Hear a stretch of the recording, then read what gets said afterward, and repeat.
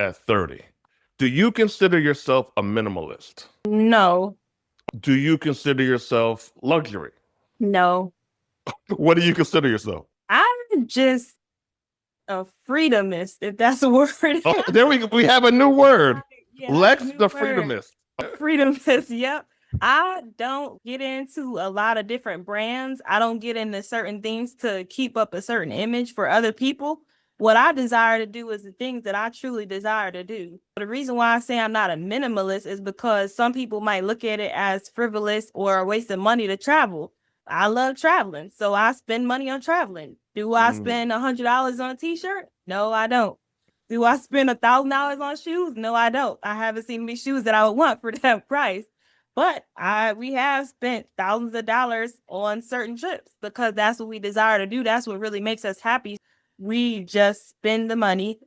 I use the money for things that I actually want to do. That's why I say I'm a freedomist. Okay, oh, no Fendi, but you'll go on a luxury trip. Can you give Yes. us the last 2 to 3 trips you've been on? Little small trip. We just went to Virginia. That probably 2 weeks ago. And Hmm. then 2 weeks before that, we was in Atlanta. We was in Atlanta, Oh, Georgia. And okay. then a month before that, we was in Kenya and Tanzania on the continent of Africa. You were there for a while.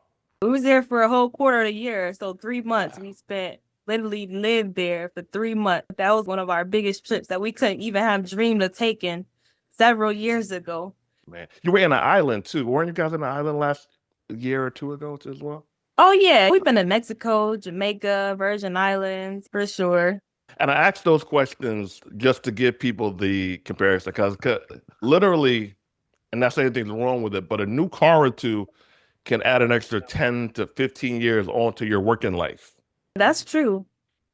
and your That's career.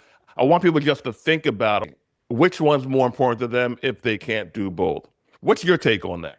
I feel the same. I ain't gonna lie. I got a new car on accident and not recently, but in 2015 because I had a car. I'm the kind of person that I ride a car till the wheels fall off. My Yeah. car broke down. So I had at that time, this was in 2015 before I really had established credit. I ended up getting a new car because I had to. It was hard for me to get a used car because the resale value is different. Either way, I got one and I wasn't happy with the payment, but I am a saver. So though I'm not a minimalist, I am a saver. So I was able to pay it off probably like within 2 years.